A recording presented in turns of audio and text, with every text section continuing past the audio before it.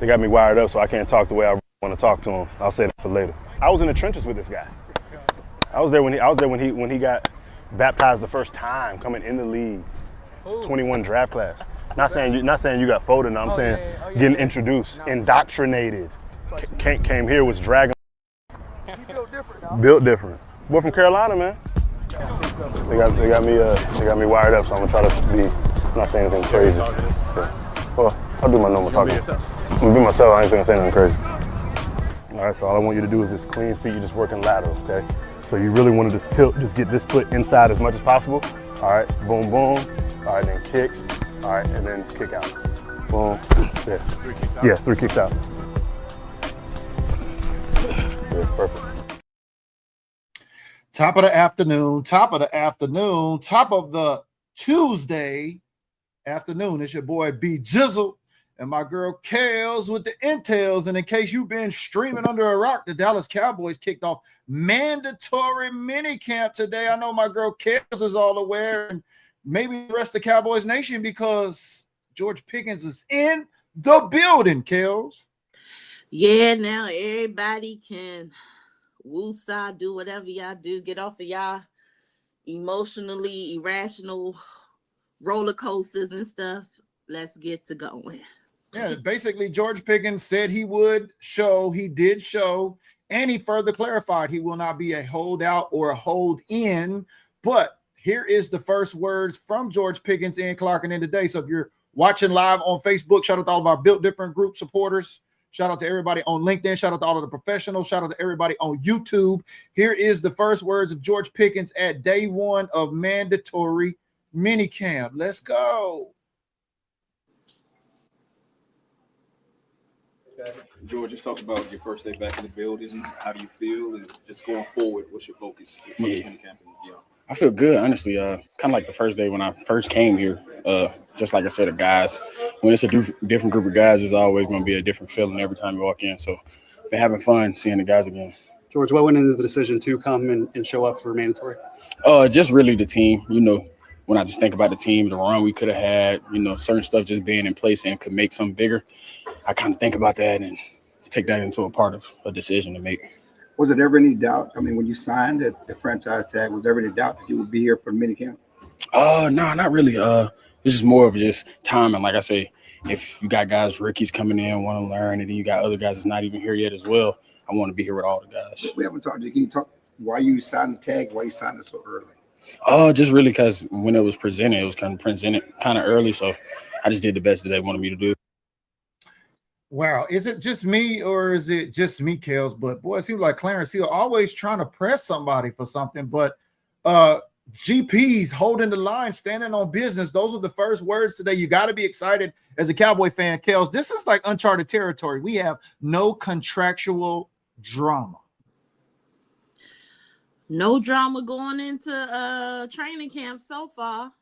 So how many years has it been since have we ever seen a season like this? Like I was racking my brain today thinking, like, when is the last time we didn't have no contract problems going into training camp? Let's just say far in between. I wanted to think so, but what is your reactions? I know you probably like, I know he was going to be there and all that. It's get down to business pretty much, right? I mean, I look at it like this, you know, you hope that he will be there, but if not, hey, next man up. That has always been, you know, my thing. You know, one person is not going to stop no show. You know, it's interesting you bring that up because I've been having some thoughts with, you know, CeeDee Lamb and George Pickens now locked in with the likes of Flournoy and the other receivers that we've got. Thinking about doing a wide receiver ranking this summer when we break from minicamp. But if you are just tapping in on one of the 3 platforms, you did not know the Dallas Cowboys kicked off mandatory minicamp today for the next 3 days. That means if George hadn't a show today, he would have got fined, but he stood on business and he showed up. So if you're happy about that, do me a favor, press like, share the video, tag a Cowboy fan, and let them know George Pickens is in. We have no contractual drama. Let us know in the comments below. Is this something new that you felt as a Cowboys fan? Because for me, I can't remember the last time we didn't have any contractual drama going into training camp. Now we understand, Kelz, they have till July 15th to do a long-term deal on George Pickens, but it's pretty much agreed on both sides by George showing up today. It looks like they both understand no long-term deal will come before July 15th. Yeah, and from what just paraphrasing from what Stephen Jones said, I want to say somewhere around the time between draft and OTAs that there was not going to be a deal done for this year.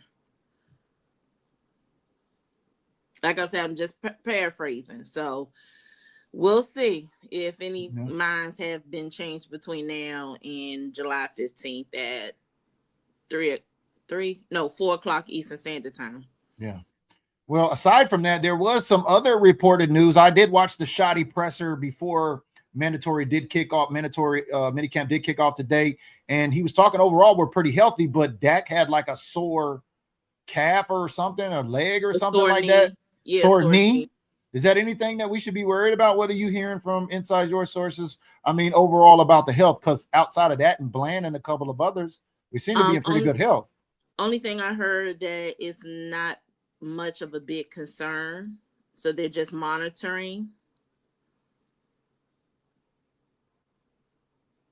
So, Dak is what, 32, 33? Right. Yeah, he's at that age where, you're not young and springy no more. You can't pop up like you used to. So, yeah, I know all about that. Yeah, you pop up, you got to sit on the edge of the bed. You got to gather your thoughts and things like that. But if you're just tapping in, let us know where you're tapping in from today. Outside of that, Kelz, let us know, are any other intels are you gathering, anything that we should be paying attention to? What are you paying attention to now that, well, before we get to that, let's just explain, if you can, for everybody, maybe some new football fans that may be watching you, not familiar with our show here, what we talk about. What is mandatory minicamp really for? Make everybody show up for 3 days and then we break before training camp. What's the purpose of these 3 days with the mandatory? Why does everybody got to be there? So this is still considered OTAs. You do have partial OTAs that are your rookie minicamp. That is only for the 2026 drafted and undrafted free agent rookies.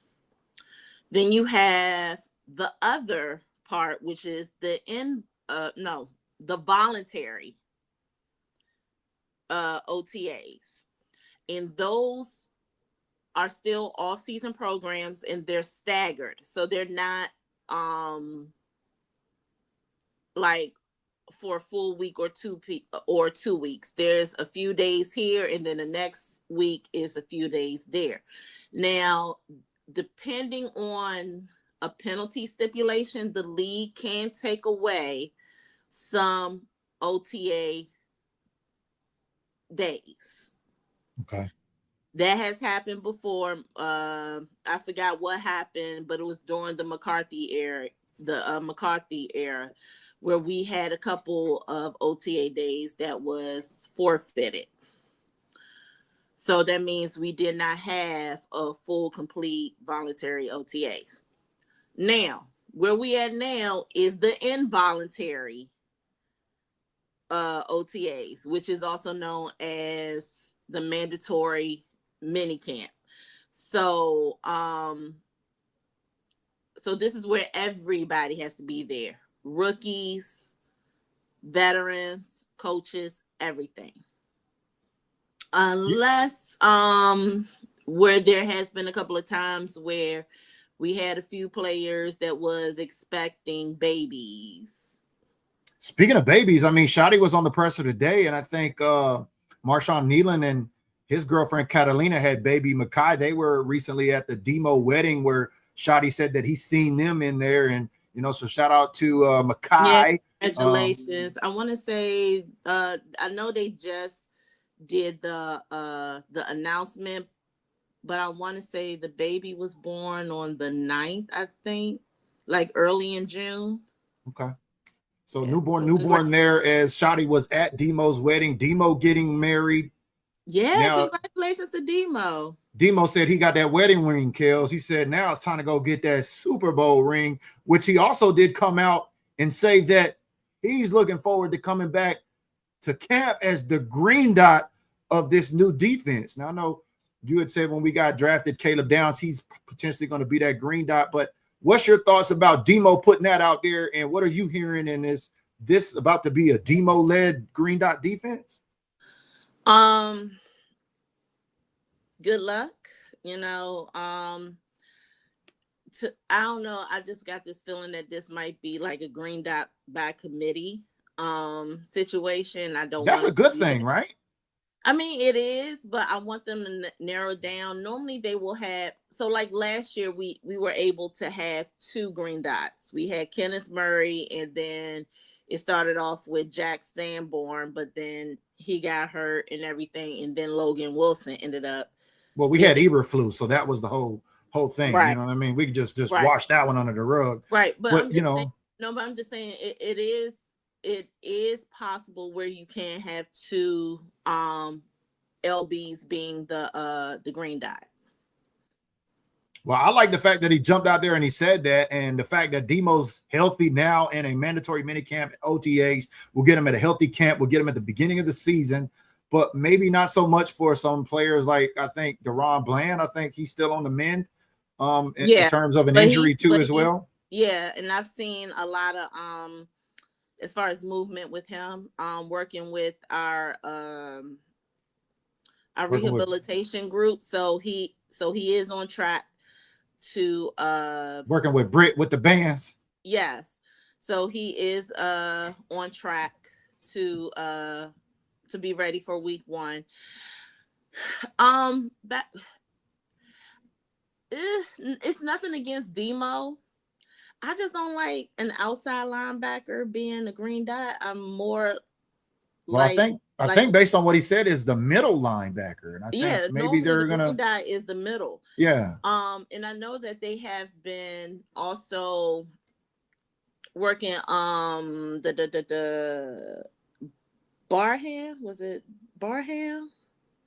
I want to say Barham. The rookie, yeah. Yeah, to be the green dot because he's also so more than like he might be the Mike LB. That's another word for green dot, the Mike LB. Because he does have knowledge in that as well, like with Caleb Downs. So I don't know. It's just something about a outside linebacker being for the very basic folks. When you say green dot and the mic, do you mean the person that has a green dot per se, the leader of the defense, has a microphone in their helmet? It's a mic. It's a mic inside of a helmet. What for what? Who is he talking to or listening to? I'm just asking these questions for people so they can learn here today. Oh, no problem. He's so inside. Oh shoot.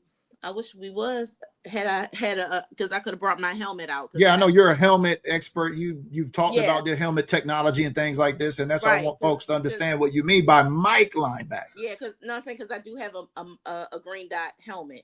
So on the green dot helmet, there is a computer. Is a computer helmet. It has a microphone and it has an earpiece where you can hear what the booth is saying, so that whoever's in that booth is your defensive coordinator or your defensive passing game coordinator. You have, if you look at the clock when a play is in session, within that 15-minute, not 15 minute, that 15-second game clock frame, you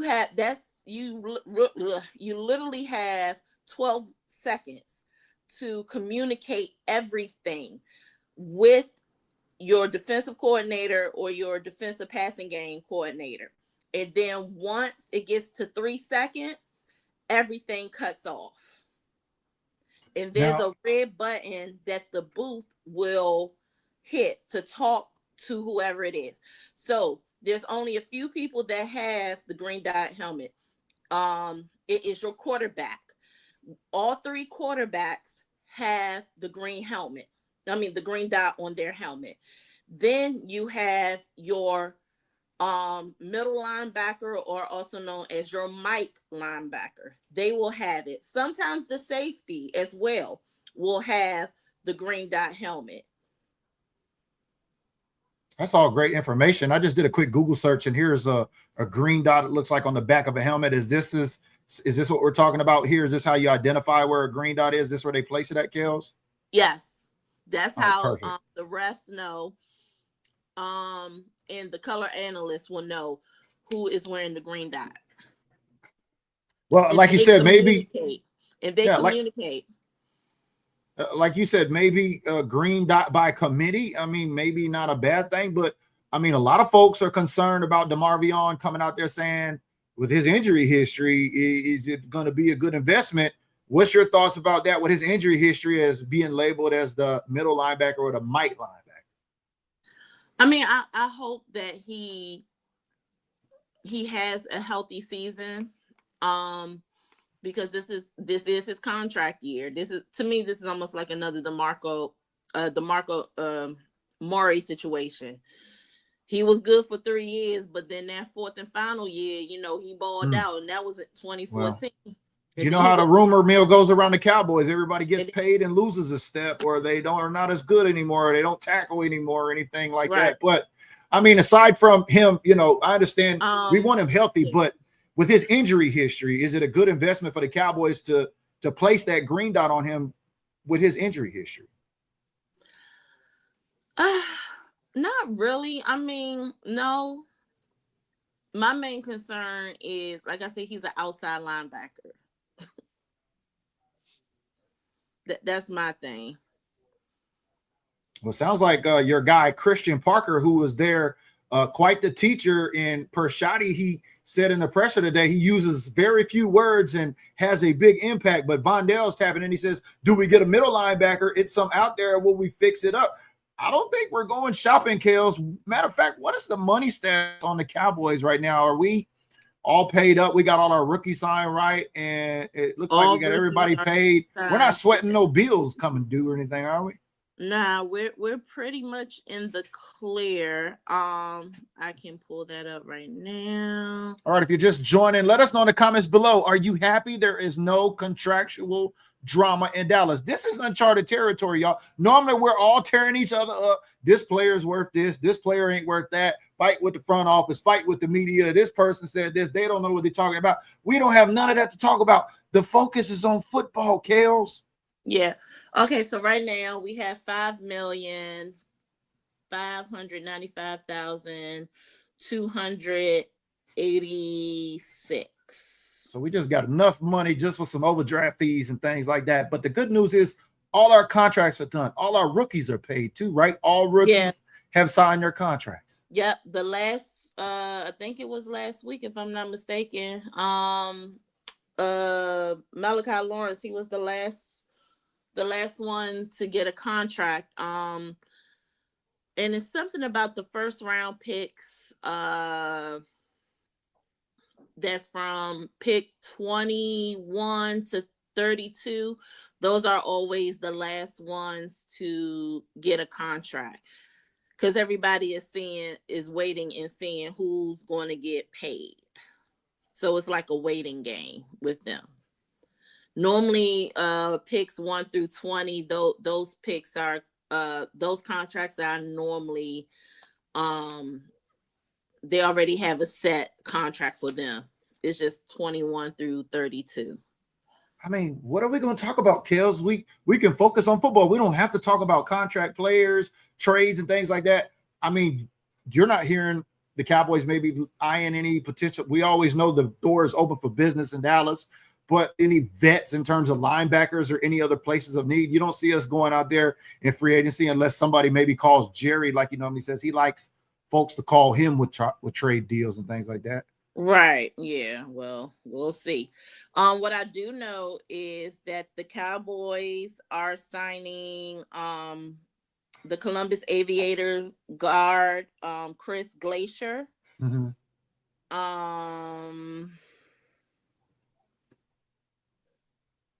Hold on, let me go back. And defensive back Amir Speed. And wide receiver.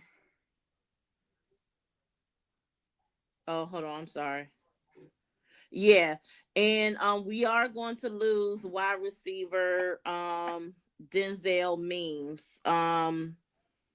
The Dallas Renegades will be working out him. So we are losing a receiver. But oh no, I'm sorry. So Amir Smith, he used to be with the Cowboys. I read that wrong, but he's being So we got what, like 90 folks right now on the roster, and we're getting ready to go into camp. We're getting ready to break out of OT, or actually mandatory mini camp, which I heard Shotty talk about installs. I want to get to that in just a second. We got Caitlin tapping in talking about that green dot. She says, personally, I wouldn't mind if they put the green dot on D Winners. He has worn the green dot. I would not mind him. He wore the green dot in San Fran because he came from San Fran, right? He wore it under Robert Saleh too then, huh? Yeah, and he also wore the green dot in college as well. That's not bad, especially with green dot in college, and now knowing that. Give it up for my girl Kelz. That's some great insider knowledge. Yeah, D Winners. We're not hearing anything about him as much on the green dot, but good to have green dot experience. So great context right there. What's up, Joe Tranchina? See you tapping in from Italy as always. But I'm about to tell you how many we have on the roster now. I think we're at 90 folks, and we got to get down to 53. 53. The preseason schedule is already out, and so we'll talk about that further down the line, because over these next 3 days, Shotty was talking about installs. When he's talking about installs, and they're talking about these drills with rookies and different things like that, when you got everybody there, what kind of installs are they doing in mandatory minicamp? Is that offense, defense, both, all three special teams? All three phases. All three phases. So you got Christian Parker, we got Clayton Adams, who a lot of folks are not putting a lot of enough respect on his name. The offensive coordinator, even though we know he's overshadowed by Shotty. And then who's our special teams coach again? Is it Nick Sorensen?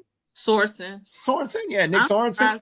I'm surprised we kept him. Yeah. So when are they talking about installs? Is it some new offense, new defense installs? What is this install? Install a carburetor, transmission, or something? What are they talking about? That don't know. They've been real hush. One thing I have noticed, even like when you listen to Shotty,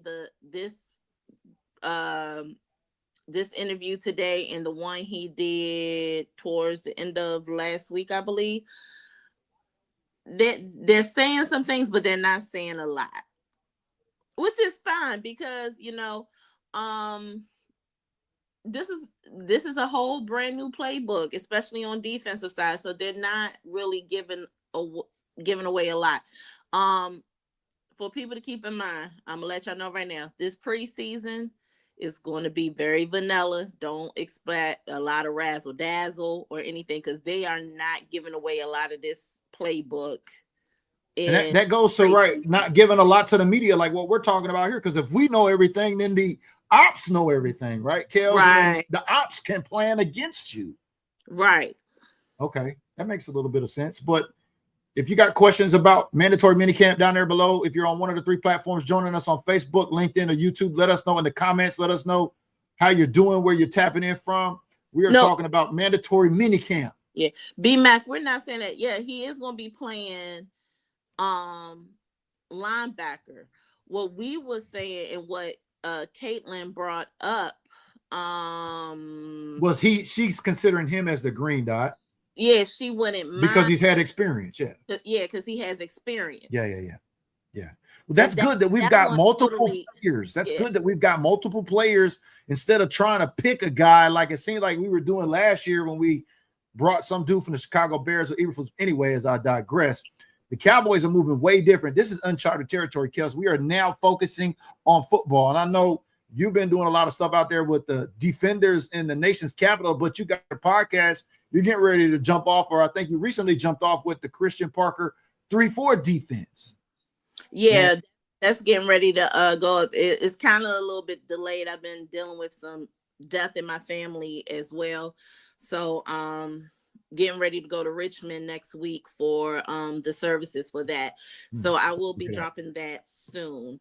But you'll be talking about Christian Parker's 3-4 defense, because he's a new sheriff in town in terms of the defense. He seems, all we're seeing out of the video of him is teaching. He's a teacher of men. Yes, he is a teacher. And just talking about some of the things to expect from him. It's going to be a lot of transitions. It's going to be a lot of multiple disguises with The this disguise word. Yes, I've heard that tons. Matter of fact, I think Dak Prescott was saying he was hearing the defense only saying 1 or 2, 3 words, and they were disguising and shifting like he's never seen before. Yeah. That's got to be the Christian Parker effect, because Shotty talked about that today on the presser, saying Christian talks with very few words, but he means a lot. Yeah. I mean, he says little, but it means a lot.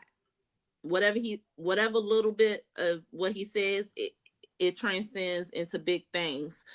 And also one thing I like with him and what Marcus Dixon is doing, like I said, they come from the HBCU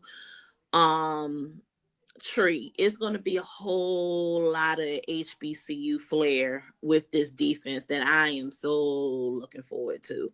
So you're going to see a lot of MEAC, a lot of CIAA, a lot of SWAC,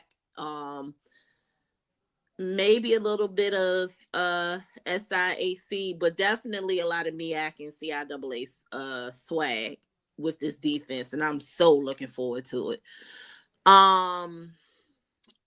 Who will be?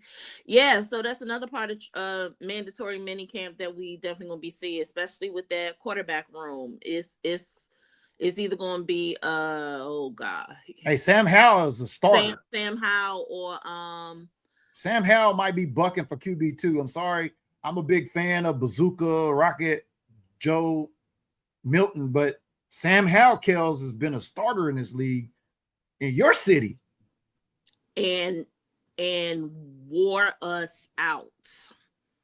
Now, going back to this competition, Matra, you know, since we've talked last, you know, Shotty had came out and said that Nate Thomas and Tyler Guyton were going to be competing at left tackle. And this is the first remarks from Tyler Guyton when asked about that. And then I want to get your remarks on that, Kelz. Let's listen up to what Tyler had to say when pressed by you know who, Clarence Hill. Do you feel like a target is only just a first round pick? There's expectations for that. Now you're competing for your starting job. How do you approach this, and what do you need to do to make everything click? Yeah, same equation. You know, come to work every day and get better. You know, there's obviously competition everywhere on the team. You know, it's a football team and everybody wants to play. So, you know, friendly competition isn't bad. You know, it brings the best out of people. Mm-hmm. But you don't feel like everybody's pointing at me? Not at all. Okay. Ooh, Kelz, how are you feeling about the Nate Thomas, Tyler Guyton competition for left tackle? Honestly, I mean, I love Tyler Guyton. You know, during the 2024 draft cycle, I was very big on him. He is a solidified right tackle playing out of his position. I think that wasn't the best thing that McCarthy did, was put him on left. He should have been. That sounds like some Dan Quinn stuff, moving folks around, trying different positions and things like that. Do you think that they may have contributed to Tyler Guyton be one of the most flagged, penalized linemen, being out of position, out of his natural position? Being out of position. And plus, if you look at his hands, if you never met Tyler Guyton like I have, this dude is tall. He's huge. His hands are big. So hand placement, that's very important. If you are not putting your hands where they supposed to be, you will get penalized for it. By him having big hands, I want to say his hands are, what was it, a little bit over 10 inches, and that's from your thumb to your pinky. And then he has a long wingspan as well. So that's when the strength and conditioning coaches come in to show you hand placements, especially when you have a large size hands. You need to know how to hold your defender, whether it's your defensive tackle or your edge or whoever, how to hold them so you won't get penalized. Well, And there's clearly a competition there. Who do you like for that? I mean, Nate Thomas seems like a guy that maybe like you fuck around and find out, Tyler, you may have been drafted high, but I'm coming for your job. So this is the one thing I have a feeling is going to happen. Tyler Smith's body has changed, and they're talking about he's lost a lot of weight, right? Yes, and he's gotten slimmed down, it looks like. Yeah, and they're talking about moving him to left tackle. I kind of like him at guard, but he's also good at left tackle. I'm not taking that from him. Mm-hmm. But if you move him to left tackle, then who's going to be your guard? Because you got rid of one of your hybrids, and he's up in Pittsburgh right now. So what you going to do? I honestly think that Guyton needs to be left tackle. And then I'm going to push back a little bit because Guyton is still dealing with an injury.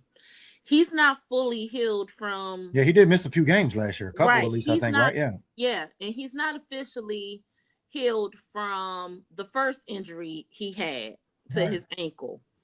Then he had another injury on top of that. So that healing and recovering is pressing down on the previous one. You think maybe that's why he went and lost some weight? Maybe he's had some injuries because of too much weight? I mean, this guy's a big guy. No, he's the perfect weight. It's just that he just had one injury and then he gets another one. He wasn't fully healed and, from the previous one. So, we'll just have to see. I do like Nate Thomas. I do like him, and he is a natural left tackle. It's good. It's good. I mean, even if Tyler remains the one, for his injury history bites him again this season, and Nate Thomas is right there to fill that role. But let's keep it on the offensive side because Dak was recently asked at OTAs, what's one of the things he wants to work on coming in this season? And what do you know? Listen to what Dak had to say. And I want to get your thoughts on this, Kelz, as we keep it moving on the offensive side of the ball.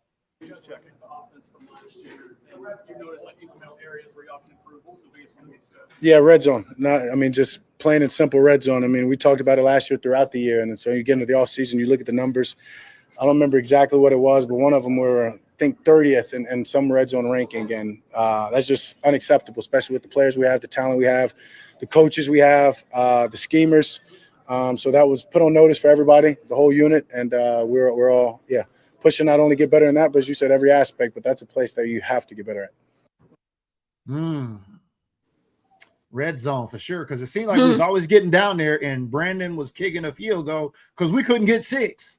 Now that we got George Pickens showing up at mandatory minicamp, Dak's got all his horses and all his King's men on this offense going back the red zone. How did the Cowboys fix this red zone problem? They were, I think, ranked 16th overall, if I remember correctly, last season. But Dak is alluding to the fact we've got to score 6 instead of 3. Okay, so the same issues I've been having with the DC defenders. If you're at the 5-yard line or less, don't do no stupid stuff like running a fade. Or hand the ball off to CeeDee Lamb. Run the damn ball. Oh, give it to Javonte Williams. The guy that Clayton Adams just got paid. I don't care who to run it back. Run the damn ball.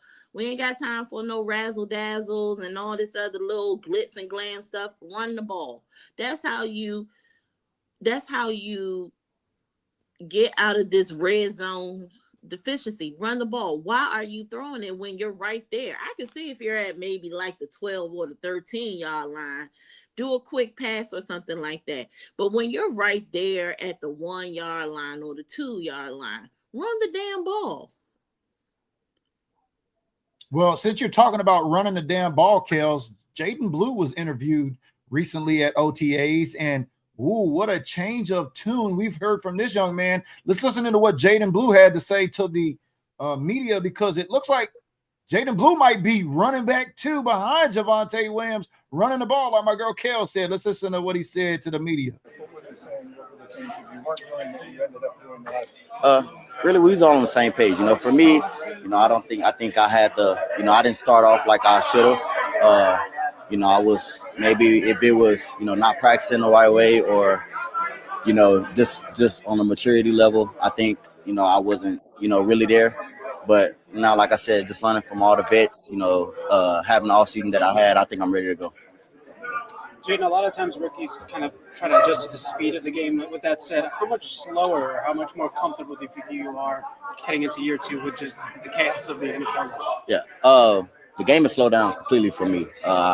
Everything is like, this for me. Like I said, that plays a part in me being in the playbook, every chance I get. And, just learning from Dak and seeing some of the older guys, on this offense do those things. But other than that, I give, Coach Frost a lot of credit, for staying on me and checking in with me and making sure that I'm doing the right things because, like Coach Shotty said, he's expecting me to be a big part of this offense this year. Woo, Kelz. Could the Cowboys have our very own version of what I like you talked about here the last couple of seasons, Sonic and Knuckles? He better prove it. That's all I got to say because Phil Maffa is on you. Yeah, because Phil Maffa, he's a banger too, and so is Javonte. He's looking for the yak. If you've seen, and I ain't talking about cognac, I'm talking about yards after contact, rushed over 1,000 yards. Clayton Adams got this guy paid. Jaden Blue coming with that lightning. I mean, Jaden Blue looks like he's got a little maturity. Look like he had a little humble pie this offseason, Kelz. We'll see. Just hold the ball. That's all I gotta say. I ain't got time for no pop outs or anything. Hold the ball. Don't drop the baby, right? He needs to improve on his pass blocking. Yeah, that's the only thing as far as him being RB2. Is his pass blocking. Pass blocking. Speaking of pass blocking, let's get to our next Cowboy grab right here as we Caleb Downs, all the hype, potential green dot. I know this was your green dot favorite when we drafted him. Some said the best player in the draft. Let's hear some of the first words from Caleb Downs as he says, I'm thankful for the gift that he's given me. Does it make you talking about whenever y'all were at Alabama, you were starting in your freshman fall camp? It's not something that happens at Alabama, and here we haven't necessarily seen rookies start in OTAs and minicamp. What allows you to be ready for those kind of moments? Yeah, I think it's just the path that God's put me on, honestly. I can't say that I've done anything special to be here. He's given me the ability, and I'm thankful for the gift that he's given me, and I try to use it to the best of my ability every day. What's it like rotating into special teams? I think you did a little punt return in college. What? How much would you like to do some of that stuff? Yeah, I mean, I say learn from guys. There's nobody better to learn from in terms of special teams than Terp. So it's great to be able to speak to him about punt return and everything. And that's something I've done. And when I've done it at a high level. So I think it's a good thing for me to do. Does it make you talking about Kelz, is Caleb Downs getting ready to start running back punts on special teams for the Cowboys this season? That's what it sounds like. I mean, hey, he's good. I mean, this boy, I don't want to say boy, this young man is very multifaceted. You heard what happened between him and Dak playing golf, right? I heard. Yeah, Dak invited him to play golf, and Caleb, I guess, told some folks that he going to whip Dak's ass. Yeah. And he beat Dak in golf. Yeah, and he got Shotty 2-1. Whoo, the kid is a competitor, Kelz. I don't know. It might be a fight for the green dot. That might be a real good thing heading into camp. Caleb Downs, forward to it. D-Mo, D winners. The depth is getting depthier, if that's even a word. Yeah. What he said, I think Trig needs to improve his blocking as well. Yeah, let's talk about this. This is a great segue. I want to bring this up because there are some folks, shout out to Cowboys Can fan. Crack them if you got them. Follow them, seen them in the trenches a lot. They're talking about maybe Schoonmaker, your favorite tight end from Michigan that we drafted. That he might not make the squad this year. Is Trig getting ready to push Schoon out the box? That's gonna be because this is. I mean, people are high on this guy Trigg. This will be the end of his rookie contract because he came in with Because we just paid Jake Ferguson and Scoon's been QB2, but there is a lot of hype around this guy Trigg.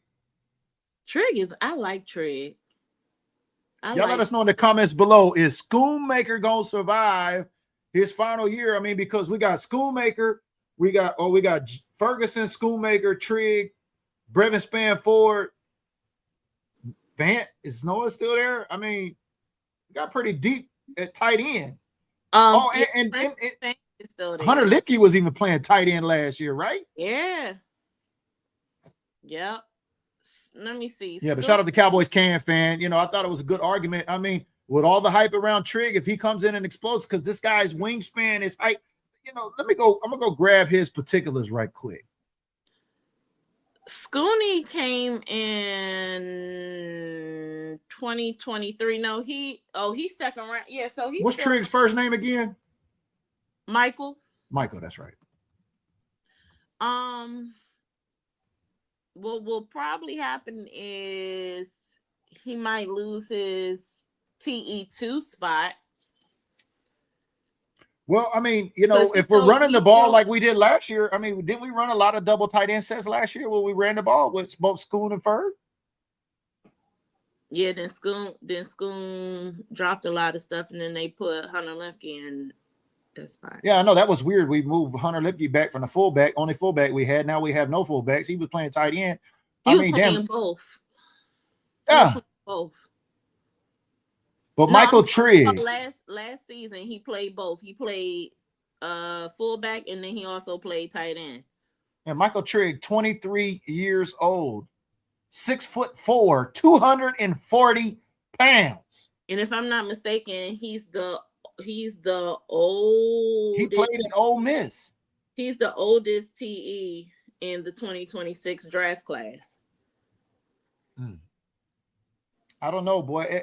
I see a lot of depth at a lot of positions, Kelz. This is uncharted territory. Not only we're not talking about contractual obligations, we're focusing on football, and we got a lot of depth at a lot of positions, and all our key players are signed. This is crazy. Yeah. So with Trigg,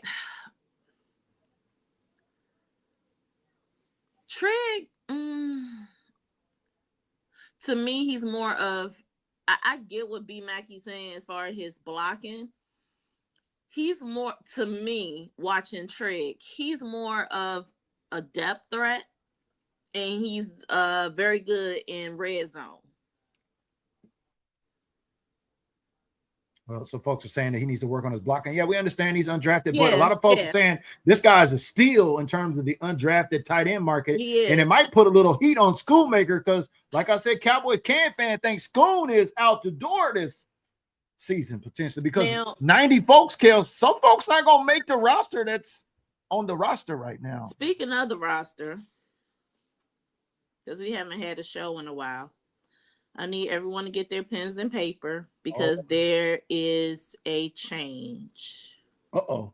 Get your pens and paper ready. It's Class with Kelz. Let's go. Roster changes 101. I think we're at 90. Talk to us, Kelz. Okay. So it looks like the last preseason game for all teams is, I think it is the 23rd, but definitely the 22nd. All right. Sunday, August 23rd, 2026. Every team must submit their 53-man roster by August 23rd, you said, right? Uh-huh. Thank you. By 6 p.m. Eastern Standard Time. They are no longer submitting rosters the Tuesday of the last after the last preseason game. Originally, the rosters were supposed to be submitted on Tuesday, August 25th at 12 noon Eastern Standard Time. That's no longer the case. The rosters must be submitted on Sunday, August 23rd, 2026 at 6 p.m. Eastern Standard Time. Okay. Is there more roster news or no? That's all I have. Okay. Oh, I thought we were getting ready to go through a whole 90-man roster or something like that. Okay. So basically just the tweaking of when the rosters are due. And why is this so important? Why is this important to know? Not only because of the change, but why do you think they changed it initially, Kelz? Is there any method to their madness? I honestly think that this is gearing up because it's given, I think they're adding more days for practice. Mm-hmm. Because there's a lot of international games. The Cowboys will not have a rest period between week 1 through 6. That's why I don't like the fact that we're going into Brazil at week 3 because we are not getting a mini bye, none whatsoever. They're playing a straight Sunday, I think, to Monday or Sunday to Sunday. So there's no rest period with them. And it's going to keep going until I think the somewhere between week 6 or week 7 where we do kind of have a little mini bye break between the games. But then I also think this is also gearing up for next year because it looks like we will be going into a 19-week game. All right. So if you haven't been paying attention, here are the Cowboys preseason games. Seahawks, they will be up here in my neck of the woods twice. So that's August 15th. That is a Saturday game. So if you're planning on coming up, that's a Saturday game at 5 p.m. Then Arizona Cardinals, the second one. Then the third one, the Saints. Man. It's going to be here before you know it, Kelz. But right now we got 2 more days of minicamp. Yeah, that week 2 game is starting 10 o'clock my time. Lord, coffee is going to be my best friend. Yeah, it's going to be a little early on those times. There's your Cowboys preseason games right there. So make sure you follow us to keep up with your Cowboys this season as we get ready to approach the offseason, the long stretch. Because here's my deal. I really fully think this culture is shifting in Dallas under Shadi. Why? Well, George Pickens, we knew he was going to likely show, but there was a possibility he wouldn't. And under the old regime, and I hate to use that word, it seems like some of those things were to be expected, as some of our fans were maybe thinking George Pickens might not hold out. But now with no contractual obligations in the media to go back and forth with in the fan base or with the media or the front office or anybody in particular, the focus is now on football. And with that being said, I think the true measure of Shadi's culture is going to be from when this Friday after mandatory minicamp, Kelz, what happens between Friday and when the Cowboys report late, maybe the 28th or whenever it is in July. If Cowboys can stay out of the handcuffs and out of the injury department, I think maybe this culture might have fully shifted in Dallas. What's your thoughts? Hey, we'll see. Hey, anything is possible. Anything is possible. Anything is possible. But that's wild. That's all we have to worry about is can folks stay out of trouble and can you stay focused? Yeah. I think, and like I said, I think a lot has changed, especially with Shadi, because Shadi, he came in with trying to change the culture, and he was successful in it. Was there a couple of unfortunate things that happen? Yes. Yeah, I mean, you can't control everything, but culture will normally control the things you can't control. Right, but 97% of his culture change, you definitely saw it. And especially with bringing Christian Parker in, oh my God, I am so looking forward to seeing Christian Parker. Well, we ain't going to have no time to wait. Ain't going to be no time to redo. We need a couple of games to figure it out, Kelz, because those first 2 games, we faced the New York Football Giants on Sunday Night Football.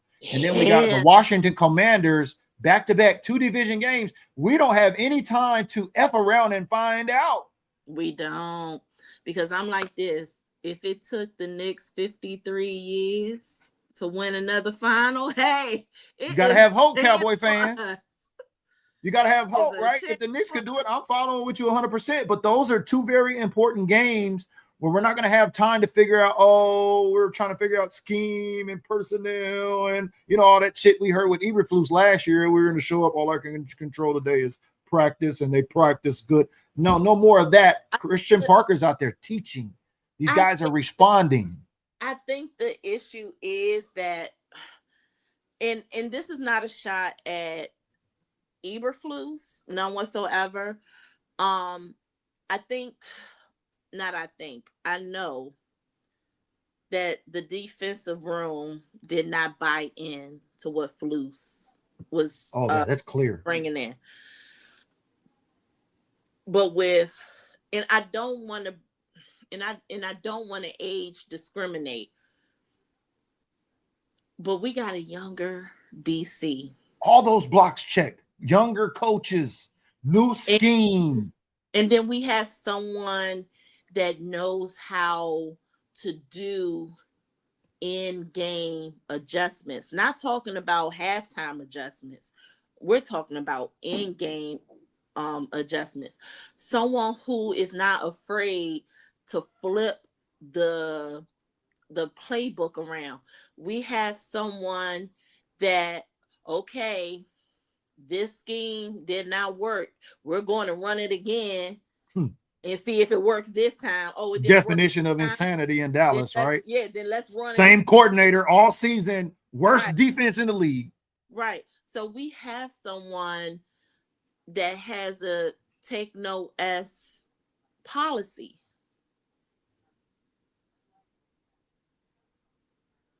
So I'm looking forward to it. No, well, Joe, we're not saying wait 53 years. I'm just saying. No, I think he's saying he's not getting any younger. Hopefully the tide will turn in Dallas soon, because like a lot of us ain't getting, like Jerry too. Jerry needs one quicker than a lot of us, but tomorrow is never promised. I get exactly what you're saying out there, Joe Tranchina. But yeah, the culture is shifting. And the other thing, not only can we keep the Cowboys out of handcuffs, but the Cowboys, and we'll talk more about this as we get ready to go through training camp and evaluate and get down to that 53-man roster, which I know we normally do. Get this check or nah, which of these Cowboys, figure out which one of these Cowboys are going to make the roster. Like I said, I plan on ranking the wide receivers this offseason. I really don't think George Pickens is going to have a year like he did last year, but more on that. I think I think he's going to I think he's going to get 1,000 yards. But something that you said a few minutes ago, BG, when we were talking about like the changes with coaching and stuff, I applaud the NFC East on what they have done. We have drafted real nice. Now, I'm gonna be honest with you. I'm kind of I hate to see him go from the DC Defenders, but the Eagles have signed the Defenders wide receiver Aaron Azukama. This boy balled out. He was the wide out receiver for the DC Defenders. I hate to see him go, but I'm glad that he's going into the league. I hate that he's going to the other NFC East team, the Philadelphia. Is that why you're talking about him? Because he's a defender? Because I don't know, why are we talking about a dude going to what I'm saying is that the NFC East has done well. In terms of finding diamonds in the rough, per se. Right, with players. Yeah. Whether it's in the draft, whether it's free agency, whether it's the undrafted free rookies. So the NFC East has done real well, and it's going to be a show out with the NFC East. And I can tell you, I have us right now, because we have 90 men on the roster. So right now I have us splitting the division. Everything could change once preseason and the 53-man roster is cut. Yeah, we'll do our once we get the 53-man locked in, we'll do our official 10-7 or whatever our predictions are. Right. But what Okay. I'm saying is with these players that has come into the NFC East, it's going to be a show out. But like I said, with this wide receiver that's now, I hate that he's with the Eagles. Well, I mean, we got the Giants first up, then the Commanders, and it'd be better for us to go 2-0 versus split. But you saying splitting the division, you based on 90-man right now, that you're saying we're going to be the second best team in the division? Right now, it's hard to say. I don't know who's going to take I know we're way out there. I just wanted to make sure I understood you correctly because right now I have a splitting the series. I have a splitting the NFC East. We may sweep the Giants because the one thing about the Giants that I'm looking at, Neighbors is not going to be ready. Yeah, he's still on that ACL injury coming back. They signed Juju. Yeah, they signed Juju Smith. Yeah, they signed a bunch of no names. And OBJ. And OBJ is back. OBJ. This is what I'm thinking. Uncle OBJ. They signed Uncle OBJ. This is what I'm thinking about OBJ. And shout out to his mom. His mom is my sorority sister. I have a feeling he signed a 1-year deal. I don't think he's going to be like a wide receiver 1 or a wide receiver 2. He might have to be a 3. He might be a 3, but we don't know who the 1 or 2 is because Neighbors ain't going to be ready for week 1. But so of course he's going to show up and try to be a 1. Right, but then they also signed Juju Smith Shyster. I hope I'm saying this name right, but I think this is OBJ's last year, and he's going to retire as a Giant. Well, another storylines, but we're going to stay on the story here. This has been the day 1 recap of OTAs. The best breaking news of all was most anticipated player, I think, in history of Cowboys history. George Pickens was the most anticipated player ever, I think, in Cowboys history, Kelz, of watching if he's going to show up at mandatory minicamp. Not training camp. Mandatory minicamp. Yeah. But everybody's there. The boys are back in business. We'll have a day 2 recap tomorrow. So make sure and turn on your notifications. We appreciate everybody joining us on all 3 platforms here today. We'll be back to spin the block again tomorrow for round 2. Same time, 7:30 on the East Coast, 4:30 on the West Coast. We'll piggyback Monday or the second day of minicamp, and then we'll close out on Thursday because after that, we got that long break where I said the true test, I believe, of this culture was, can we keep the Cowboys out of handcuffs and keep them healthy from Friday on? Because we all know folks like to go fishing and do things like that. You know, where you think Dak going back to Cabo this year, Kelz? Where you think he might go fishing this year? Any intels? Shoot, I don't know. Jimmy Johnson may give him an invite to go to the Keys. Yeah, how'd you feel about Jimmy Johnson sporting that Knicks jersey, holding that Super Bowl trophy? I mean, he kind of like jinxed New York into winning that whole series thing. But anyway, I don't think he jinxed them. Well, anyway, everybody was riding high for the new. I mean, I'm not a big basketball person, but I was locked into this. I was tracking the finals. Yeah, all the other games, no. But the finals, because I knew when New York went in and won the first 2, I was like, damn, New York must be really good to go beat Wemby and San Antonio 2 games in a row. And listen, I was in New York for game 2 of the Eastern Conference Finals. Mm-hmm.